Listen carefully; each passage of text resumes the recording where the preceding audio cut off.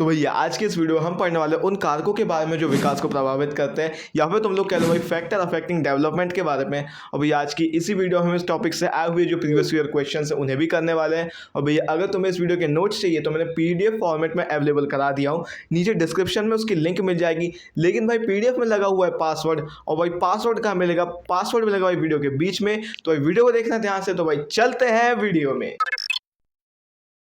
तो चलो भैया अब अपन लोग जानते हैं भाई फैक्टर अफेक्टिंग डेवलपमेंट होते क्या है, यानी कि वो कारक जो प्रभावित करते हैं विकास को, वो होते क्या है। तो भैया फैक्टर अफेक्टिंग यानी वो फैक्टर्स जो चेंजेस ले आते हैं डेवलपमेंट में, या तो पॉजिटिव चेंजेस ले आए या तो नेगेटिव चेंजेस ले आए, हम उनको क्या कहते हैं भाई फैक्टर्स जो अफेक्ट कर दिए यानी चेंज कर दिए डेवलपमेंट को, या तो पॉजिटिव वे में या तो नेगेटिव वे में। सेम चीज़ भाई वो कारक जो प्रभावित कर देते हैं विकास को, यानी ये वो कारक होते हैं जो प्रभावित कर देते हैं यानी बदलाव ले आते हैं किसमें, विकास में। या तो भैया ये जो बदलाव हो सकता है या तो ये पॉजिटिव हो सकता है, या तो ये नेगेटिव हो सकता है, या तो ऋणात्मक हो सकता है, या तो एक अच्छा गुण हो सकता है। ठीक है, मैं पॉजिटिव को हिंदी में क्या बोलते हैं ये भूल गया। ठीक है, अब ये जो फैक्टर्स रहते हैं ये दो प्रकार के होते हैं। पहले होते हैं भैया इंटरनल फैक्टर जिन्हें हम आंतरिक कारक कहते हैं। ये कौन से कारक होते हैं? ये बच्चे के अंदर होते हैं और उसके विकास को प्रभावित कर देते हैं। ठीक है, फिर बात करते हैं एक्सटर्नल फैक्टर की। ये फैक्टर्स कौन से होते हैं? ये बच्चे के बाहर होते हैं, वातावरण में होते हैं, पर्यावरण में होते हैं और उसके विकास को प्रभावित कर देते हैं। ठीक है, इंटरनल फैक्टर में क्या आ जाएगा भैया? इसमें आ जाएगा भैया अनुवांशिक गुण। जो अनुवांशिक गुण रहते हैं ना भैया, ये बच्चे के अंदर होते हैं। अगर सद्गुण मिल गए तो बच्चे का जो विकास है वो और बेहतर तरीके से होगा। पर अगर कोई ऐसे गुण मिल गए जिसमें कोई बीमारी मिल गई यानी ऋणात्मक गुण मिल गए, तो इसकी वजह से क्या होगा? बच्चे का विकास उतना अच्छे से नहीं होगा। पहली चीज़, ये गुण कौन से थे? ये बच्चे के अंदर थे, आंतरिक थे, ये आंतरिक कारक थे प्लस, क्योंकि ये बच्चे के अंदर थे। और साथ में इन्हें क्या कर दिया? विकास को प्रभावित कर दिया, तो कम कर दिया तो ज़्यादा कर दिए। तो इसका क्या मतलब है? ये एक आंतरिक कारक है। पहली चीज़, ये अंदर भी थे और इन्हें विकास को कम ज़्यादा भी कर दिए। फिर आता है भैया एक्सटर्नल कारक, एक्सटर्नल फैक्टर जैसे बाहरी कारक कहते हैं। ये कौन से कारक होते हैं? ये बच्चे के आसपास वातावरण में होते हैं और ये इसके विकास को प्रभावित कर देते हैं। जैसे मान लो बच्चा ऐसी जगह पर रहता है जो गंदगी वाली है, प्रॉपर स्वच्छता मेंटेन नहीं है, वहाँ पे प्रॉपर क्लीनिनेस नहीं है, सैनिटेशन नहीं है, तो इसकी वजह से क्या होगा? बच्चे का विकास अच्छे से नहीं होगा। पर वहीं वो ऐसी जगह पर रहता है जहाँ पर उसे प्रॉपर तरीके से खाना भी मिल जाता है, गंदगी भी नहीं है, तो उसका विकास अच्छे से होगा। अब जो मैंने वातावरण या पर्यावरण बोला हूँ, ये एक बाह्य कारक है क्योंकि इसके बाहर है, बाहरी कारक है। प्लस साथ में इसने क्या किया भाई? विकास को कम ज्यादा कर दिया। तो इसका मतलब ये कौन सा कारक है? बाह्य कारक है। ये कारक भी है क्यों? क्योंकि इसने विकास को कम ज्यादा कर दिया। अब अपन लोग बात करते हैं भैया इंटरनल फैक्टर या आंतरिक कारक के बारे में। तो भैया आंतरिक कारक जो रहते हैं ना, वो कई प्रकार के होते हैं। सबसे पहले बात करते हैं हेरिडिटी, वंशानुक्रम। अगर मान लो बच्चे को कोई बीमारी मिल गई तो उसका विकास अच्छे से नहीं होगा, पर अगर मान लो उस बच्चे को कोई सद्गुण मिल गया तो उसका विकास और बेहतर से होगा। अब ये जो वंशानुक्रम है यानी जो इनहेरिटेड ट्रेट्स है, ये बच्चे के अंदर है। दैट्स वाई हम इसे क्या कहेंगे भाई? इंटरनल फैक्टर कहेंगे यानी आंतरिक कारक कहेंगे, क्योंकि ये बच्चे के इनसाइड है, अंदर है और साथ में इसने विकास को प्रभावित कर दिया, तो ये कारक भी कहलाएगा। ठीक है, दूसरी बात करते हैं भैया इंटेलिजेंस की। अब तुम बोलोगे भैया इंटेलिजेंस नाम की कोई चीज़ नहीं रहती है, हर बच्चे की अपनी गति रहती है। भाई हर बच्चे की अपनी गति रहती है, यही बात तो इंटेलिजेंस बताता है कि कुछ बच्चे जल्दी सीख जाते हैं, कुछ बच्चों को सीखने में समय लगता है। तो इसका मतलब जो बच्चे जल्दी सीखते हैं वो ज़्यादा इंटेलिजेंट होते हैं और जिन्हें समय लगता है वो कम इंटेलिजेंट होते हैं। और जब मैं विकास की बात करूँगा ना भाई, ये समग्र है, इसमें सारी चीज़ें आती है, सोशल, इमोशनल, फिजिकल, कॉग्निटिव और मॉरल, यानी क्या कहते हैं, शारीरिक, संज्ञानात्मक, सामाजिक, नैतिक और अपना एक और क्या छूट के, भावनात्मक। ठीक है, मैं इन सब की बात करूँ तो इंटेलिजेंस में क्या जाएगा भैया? संज्ञानात्मक विकास आ जाएगा। अगर बच्चे का वो इंटेलिजेंट है तो जल्दी चीज़ें सीखेगा, जल्दी चीज़ें सीखेगा तो उसका संज्ञानात्मक विकास ज़्यादा होगा, यानी ज़्यादा इंटेलिजेंट बच्चों का संज्ञानात्मक विकास ज़्यादा होता है। उसी प्रकार से जो बच्चे कम इंटेलिजेंट होते हैं, जिन्हें सीखने में समय लगता है, उनका संज्ञानात्मक विकास कम होता है। यानी यहाँ पे क्या हुआ? इंटेलिजेंस क्या था? बुद्धिता या बुद्धिमत्ता क्या थी? बच्चे के अंदर थी और इसने क्या करी? विकास को प्रभावित कर दी। यानी ये क्या था? बच्चे के इनसाइड में तो होता है भाई, इंटेलिजेंस बच्चे के अंदर रहता है और साथ में इसने क्या किया भैया? उसके डेवलपमेंट को अफेक्ट कर दिया। ठीक है, अब उसके बाद बात करते हैं अपन मैच्योरेशन की। अब तुम बोलोगे भाई मैच्योरेशन का क्या लेना देना? देखो, अपन कुछ पर्टिकुलर काम या पर्टिकुलर चीज़ों को तभी समझ सकते हैं जब हम मैच्योर हो जाए, हम परिपक्व हो जाए, तब जाके हम कुछ चीज़ों को समझ सकते हैं। तो जो बच्चे जल्दी परिपक्व हो जाते हैं उनका विकास ज़्यादा होता है, जल्दी होता है, और जो बच्चे लेट परिपक्व होते हैं, जिनको समय लगता है परिपक्व होने में, उनका विकास कम होता है। जैसे मान लो पापा जो है वो अपने साथ पर्स नहीं लेके आए, तो अब क्या हुआ, अब छोटा बच्चा रहेगा वो चिल्लाने लगेगा, आप मेरे को नहीं ला रहे, मेरे को नहीं खिलाते। तो इससे क्या होगा, वो नहीं समझ रहा सिचुएशन को, क्योंकि इतना मैच्योर नहीं हो, उसका ब्रेन इतना मैच्योर नहीं हुआ वो समझ पाए कि यार पापा पर्स नहीं लेके आए। पर वहीं अगर कोई बड़ा बच्चा रहेगा वो बोलेगा पापा चॉकलेट चाहिए, उन्होंने बोले बेटा मैं पर्स नहीं लेके आया, तो अब क्या होगा, वो बच्चा समझेगा। तो जो ज़्यादा मैच्योर होता है ना भैया, वो ज़्यादा चीज़ों को अच्छे से समझ पाता है, उसका विकास ज़्यादा होता है। और जो कम मैच्योर रहता है ना भैया, वो चीज़ों को उतने अच्छे से नहीं समझ पाता, उसका विकास उतना ज़्यादा नहीं होता है। ठीक है, अगले पॉइंट में चलते हैं, इमोशन। अब देखो मैं तुम्हें बता दिया विकास में सब कुछ आता है, तो अब इमोशन में क्या आएगा भैया, भाव। हम यहाँ भाव की बात कर रहे हैं। ठीक है, अगर मान लो बच्चे के जो भाव हैं वो स्टेबल रहेंगे, स्थिर रहेंगे, तो बच्चे का विकास बेहतर होगा। वही अगर बच्चे के जो भाव है वो स्थिर नहीं रहेंगे तो बच्चे का विकास उतना अच्छे से नहीं होगा। फिर आती है भैया सेक्स और लिंग की बात। यहाँ मैंने जेंडर क्यों नहीं लिखा भाई, मैंने जेंडर इसलिए लिखा क्योंकि जेंडर सोसाइटी ने बनाई है, और जो सेक्स रहता है वो बायोलॉजिकली होता है। ठीक है, तो भैया बॉयज़ और गर्ल्स की बात करते हैं। लड़कियां जो रहती है जल्दी मैच्योर हो जाती है, इसलिए उनका डेवलपमेंट ज़्यादा जल्दी होता है। वहीं लड़कों का जो डेवलपमेंट होता है ना वो धीरे धीरे होता है, क्योंकि लड़के धीरे से मैच्योर होते हैं, उन्हें समय लगता है मैच्योर होने में।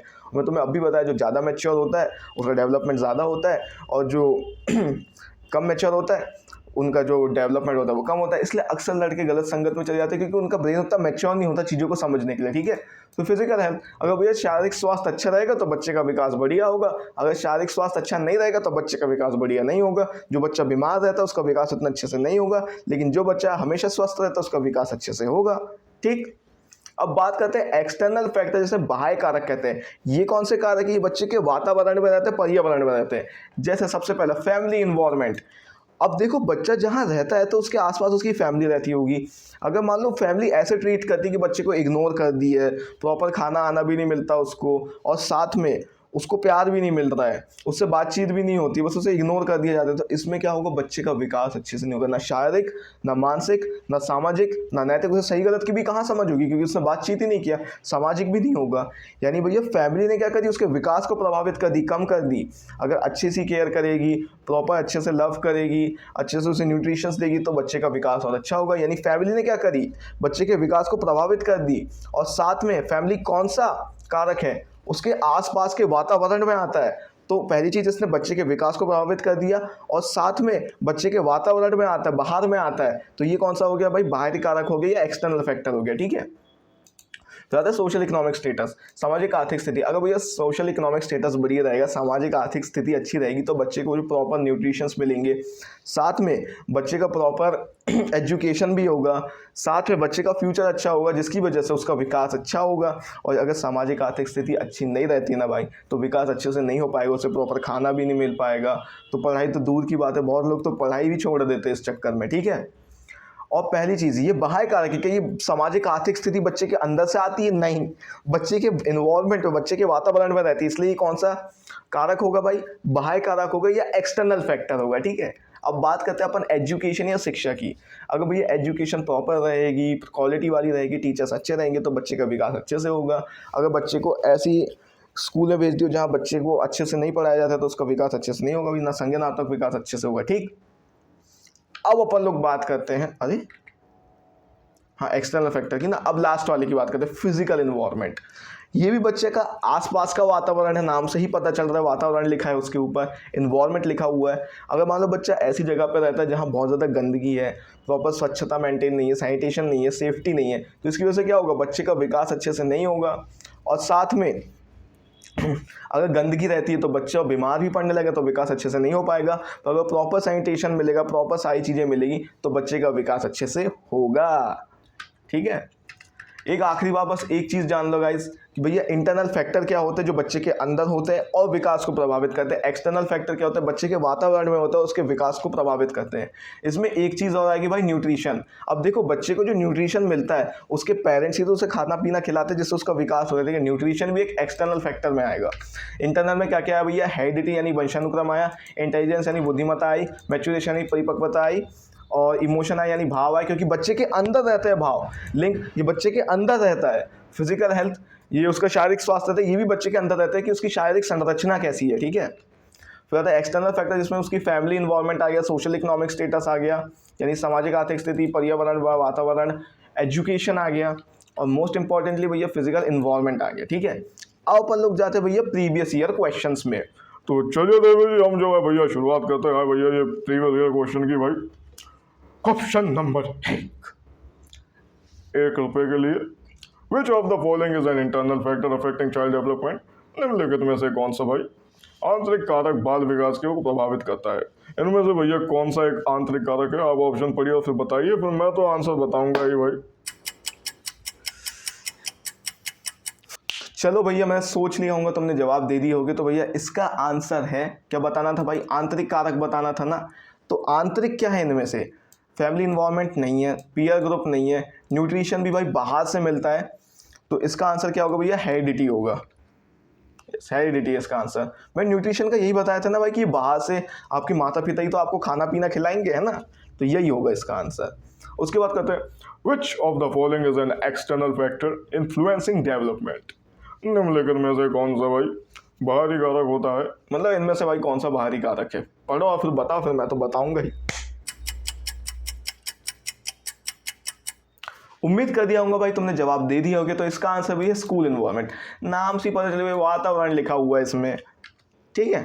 अगले क्वेश्चन में चलते भैया। A child's nutrition is consider as, बच्चे का जो न्यूट्रिशन रहता है ये कौन सा है? एक बच्चे का पोषण जो स्तर रहता है वो किस रूप में माना जाता है? ठीक है, पोषण की बात हो गई भाई।